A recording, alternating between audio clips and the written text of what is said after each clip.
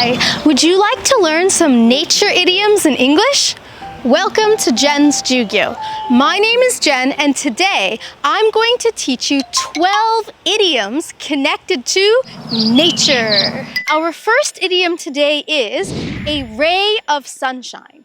A ray of sunshine literally is a small beam of light that you can see coming from the sun. However, we can use the idiom a ray of sunshine to describe someone's personality. If you say that somebody is a ray of sunshine, it means that that person makes you feel cheerful and happy. You feel that that person is making the world a better place. For example, my best friend is a ray of sunshine. She always makes me feel cheerful when we talk together. My previous coworker always said good morning to me in a great cheerful voice, which made my day much better. She was a real ray of sunshine. Idiom number 2 is to soak up the sun.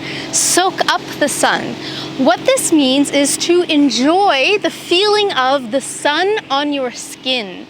For example, this bench is a great place to soak up the sun. Many people enjoy going to the beach to lay on the sand and soak up the sun. Idiom number 3 is the sky's the limit. The sky's the limit. This idiom means that anything is possible. There are no limits and you can achieve anything that you want to achieve. The sky's the limit. If you want to become fluent in English, you can. The sky's the limit. This is a great idiom that you can say to encourage someone to follow their dreams. So if your friend is studying hard and worried about getting accepted into a good university, or they're going for a job interview, you can say to them, "You got this. The sky's the limit." Idiom number 4 is chasing rainbows. To chase rainbows means that you are trying to achieve something that is impossible or not practical. You're trying to reach a goal that you will not be able to reach. For example, if there is a man who is 52 years old and he's still trying to become an Olympic athlete, that man is unfortunately chasing rainbows. I've also heard this expression used when there's a guy who really likes a girl and his friends say to him, "She's way out of your league, man. Forget it. You're just chasing rainbows." I'm always chasing rainbows. Idiom number 5 is to have your head in the clouds. Your head in the clouds. This idiom means that somebody is daydreaming.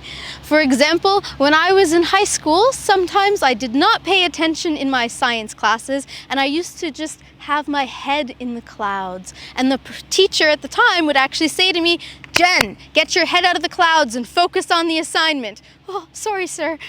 So have your head in the clouds means that you are daydreaming. The other day I was talking to my husband, but I suddenly realized he hadn't heard a word I said because his head was in the clouds. Idiom number 6 is a breath of fresh air. A breath of fresh air.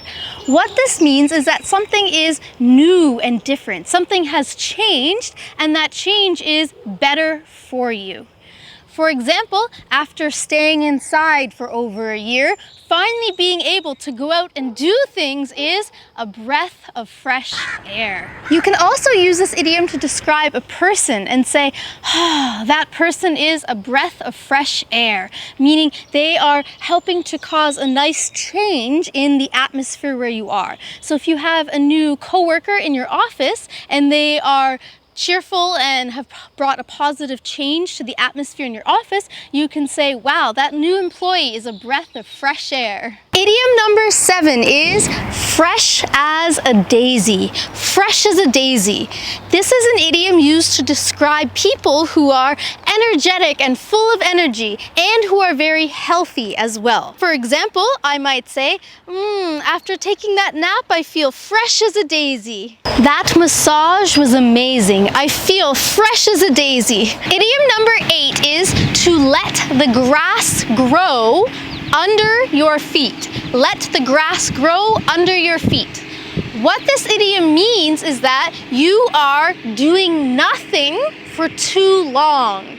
Usually, this idiom is said as a warning to someone. We often hear it in the context of, don't let the grass grow under your feet. So, for example, if somebody is offered 2 different jobs at 2 different companies and they need to make a decision, but they just keep thinking and they don't do anything active towards deciding either company, they might miss their opportunity at both companies. So their friend could say to them, don't let the grass grow under your feet. You need to accept one of these 2 offers. If you let the grass grow under your feet for too long, you're going to miss many opportunities. Idiom number 9 is to say that something is like watching grass grow. Watching grass grow. Watching grass grow is something that is very slow and boring. So if you say that something is like watching grass grow, it means that that activity is also very slow and boring for you.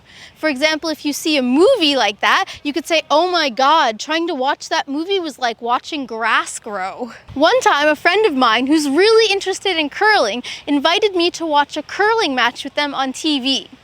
I did, and my honest impression was that it was like watching grass grow. Idiom number 10 is to have a green thumb. If you have a green thumb, it means that you are very good at gardening.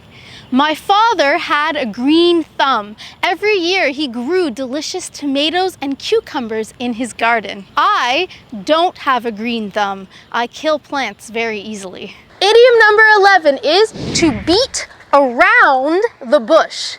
Beat around the bush. What this idiom means is that you are talking about unimportant and insignificant things instead of discussing what is important. For example, if there is a boyfriend-girlfriend couple and the girlfriend says to her boyfriend, we need to talk. But then she starts discussing unimportant, significant things and doesn't talk about the main issue that she wanted to bring up. She is beating around the bush. And in that case, her boyfriend could say, hey, you said you wanted to talk about something important. Can you stop beating around the bush, please? At a business meeting, one of your colleagues might have to give an important presentation, but if they start beating around the bush, it might be because they're procrastinating and haven't fully prepared for the presentation. Don't beat around the bush. Try to get right to the point. Idiom number 12 is to be a social butterfly. If you are a social butterfly, it means that you really love people. You love to be in social situations and be with large groups of friends. This idiom has the idea as just like a butterfly will quickly go from flower to flower and place to place, a social butterfly enjoys going from person to person and being in the group like that. For example, if I'm trying to study hard at university, but I'm really tempted to keep going out and partying because I enjoy being around people, my roommate might say to me, hey, you need to stop being such a social butterfly and get down to work on your studies. When I was in high school, I participated in many different club activities and was constantly busy doing different things with different groups of friends. My aunt and uncle would always call me a social butterfly. So today, you have learned 12 idioms connected to nature. I hope that these idioms will be very useful for you in your English conversations. And now it's time for Question of the Day. Today's question is, please describe someone who is a ray of sunshine in your life. Let me know in the comments below. Thank you so much for watching this lesson. If you found it useful, please subscribe to Jen's Jyugyou and give this video a thumbs up. Good luck with your English studies. See you in the next lesson.